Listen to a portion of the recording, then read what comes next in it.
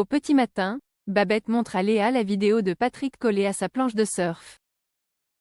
Ce dernier les surprend en train de se moquer de ses talents de surfer, mais ça ne semble pas l'atteindre. Il n'a plus qu'une seule chose en tête, vivre son rêve d'enfant. De son côté, Babette informe Léa qu'elle est prête à tout pour encourager son époux, du moment que sa crise de la cinquantaine soit bientôt terminée. Pendant ce temps, Patrick se rend sur la plage pour un cours de surf individuel avec son nouveau coach.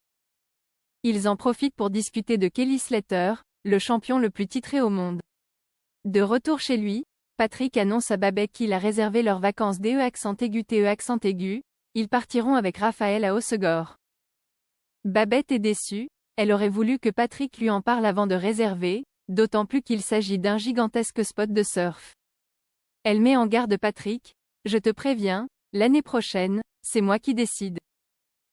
Au Mistral, Jules demande à Zoé de lui parler de l'homme qui fait battre son cœur, mais elle lui répond que c'est compliqué et qu'elle préfère l'oublier. Jules lui conseille de ne pas baisser les bras et de montrer à cette personne qu'elle l'intéresse. Quelques minutes plus tard, Morgane confie à Jules et Zoé être stressés par son concours de tir. Alors, Zoé lui propose de l'aider à gérer son stress. Les deux jeunes femmes se retrouvent sur la plage pour un exercice de gestion du stress. Zoé demande à Morgane de monter sur une poutre, les yeux fermés, puis d'avancer. Si le début s'annonce difficile, grâce aux précieux conseils de Zoé, Morgane réussit à progresser. Elle est fière d'elle et remercie sa nouvelle amie. Elle lui caresse la joue en lui disant qu'elle lui fait penser à sa petite sœur. Mais il semblerait que ce ne soit pas ce que Zoé espère. En réalité, il semblerait que la fille d'Ariane ne soit pas intéressée par Jules, mais bel et bien par Morgane. Alors, va-t-elle lui révéler ses sentiments naissants? Jennifer tente d'échapper à Pascal.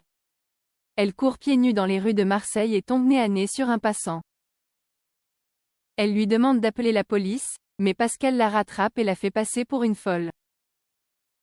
Il dit au passant qu'il est infirmier et que Jennifer s'est échappée de l'hôpital. Au commissariat du Mistral, l'enquête continue.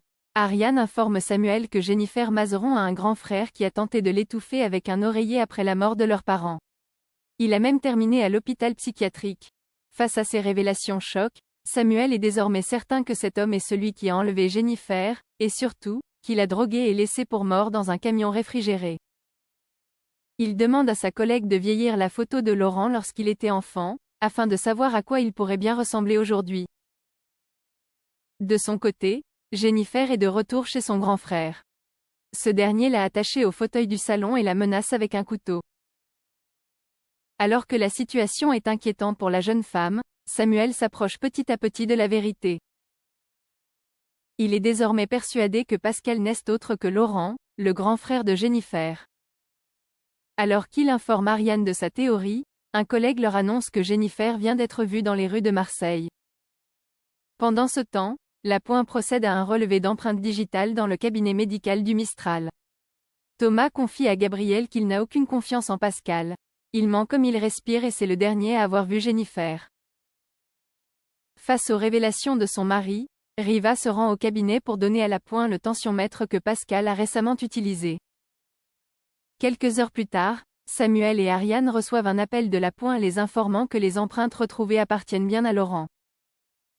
Ils se rendent aussitôt chez l'infirmier, mais à leur arrivée, ils découvrent l'appartement vide. Dans le salon, Samuel tombe nez à nez sur un selfie de Jennifer avec Pascal.